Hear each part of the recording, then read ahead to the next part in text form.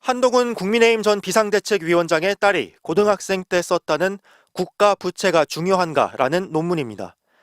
논문 데이터베이스에 등록됐는데 문서 정보의 지은이가 벤슨이라는 케냐의 대필 작가로 돼 있다는 보도가 나왔습니다. 논문 대필 의혹은 한동훈 당시 법무장관 후보자 인사청문회 쟁점이 됐습니다. 온라인 튜터로부터 도움을 받은 적은 있는데 벤슨이라는 사람하고는 어떤 접촉을 하거나 벤슨이라는 사람하고 도움받은 적은 전혀 없다고 합니다. 딸이 중학생 때 만들었다는 애플리케이션도 논란이 됐습니다.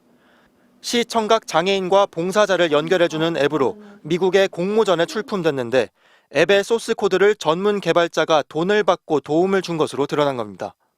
한동훈 전 위원장 측은 당시 딸이 아이디어와 홍보에 참여했고 제작엔 관여하지 않았다고 해명했습니다. 시민단체는 딸의 이른바 허위 스펙 의혹들을 모아 경찰에 고발했는데 1년 8개월이 지난 작년 말 경찰은 모두 무혐의 처분했습니다.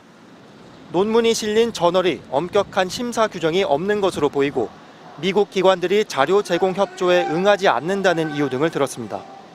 시민단체가 곧장 부실 수사라며 이의 신청을 냈고 어제 경찰 수사심의위원회가 재수사 여부를 논의했습니다.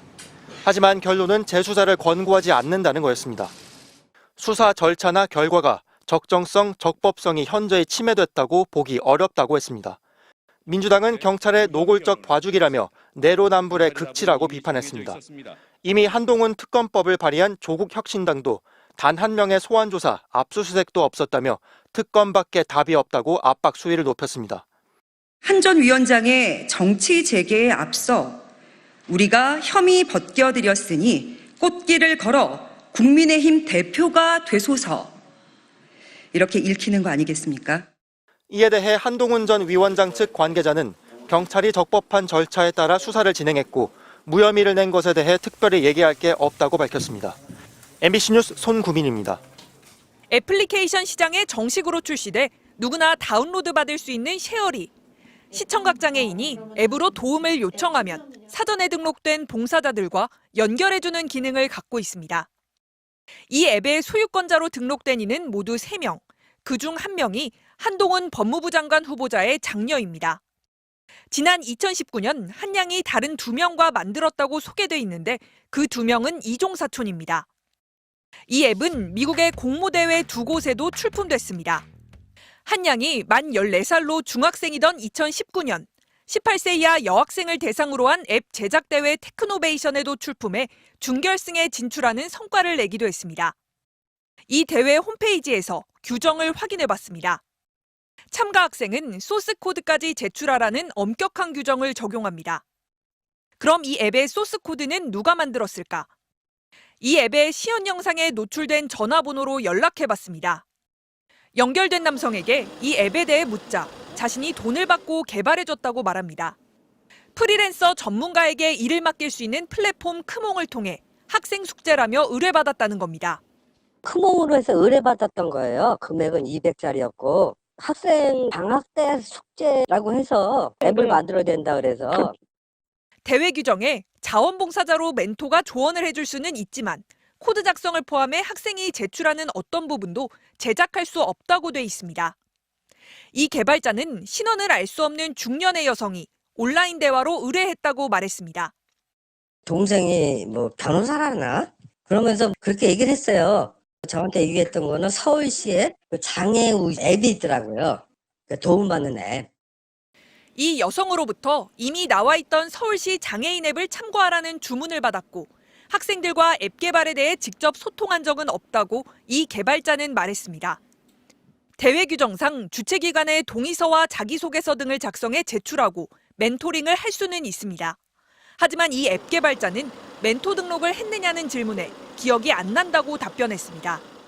한동훈 후보자 측은 해당 대회에는 사업계획, 홍보 영상, 앱 소스 코드를 출품하도록 돼 있는데 이 가운데 한 후보자 딸은 아이디어, 홍보 동영상 제작에 참여했고 앱 제작에는 관여하지 않았다고 해명했습니다. 그렇다면 한양이 아이디어를 개발자에게 직접 전달했는지를 추가 문의하자 팀원들끼리 아이디어를 서로 나눴다고 답변했습니다. MBC 뉴스 조명아입니다. 한동훈 법무장관 후보자의 장녀가 지난 2월 전기전자공학자협회의 온라인 컨퍼런스에 낸 5장짜리 논문입니다. 머신러닝 접근 방식을 사용한 우울증 비율의 수행 분석이라는 제목으로 방글라데시의 한 대학에 속한 한 연구자와 함께 썼다고 나와 있습니다. 연구원이자 프리랜서, 사업가라는 공저자 마리아 술타나 케아의 프로필입니다. 자신을 컴퓨터공학 석사과정을 밟고 있다고 소개했는데 지난해 단기 아르바이트를 하고 있다며 온라인 링크를 하나 남겼습니다. 클릭해보니 전문 프리랜서를 이어주는 미국 홈페이지로 연결되는데 논문을 대필해주겠다는 브로커들을 어렵지 않게 찾아볼 수 있습니다. SNS에 적힌 연락처로 방글라데시 공저자에게 전화를 걸었습니다. 연결된 사람은 같은 전공에 같은 활동을 하고 있는 이 공저자의 남편. 자신의 배우자가 1년간 한 후보자 딸의 온라인 과외 선생님이었다고 말했습니다. He is an online tutor so that he can publish paper. 논문 작성 과정에서 금전이 오갔는지 물었더니 그 부분은 답할 수 없다고 했습니다. This is our credential, so I cannot. Why I share with you? 또 한 씨를 어떻게 알게 됐는지, 한 씨가 논문 작성 과정에 무슨 기여를 했는지 물었더니 더 이상 답하지 않고 연락을 끊었습니다. 국내 인공지능 분야의 한 전문가는 고등학생이 쓰기 불가능한 수준은 아니지만 국제학회의 이름을 빌려 스펙 쌓기에 활용하려는 걸로 보인다고 말했습니다. 한 후보자 측은 후보자가 관여한 바 없는 미성년 자녀의 상세 활동에 대해서 구체적으로 답할 수 없다는 답변을 보내왔습니다. MBC 뉴스 박윤수입니다.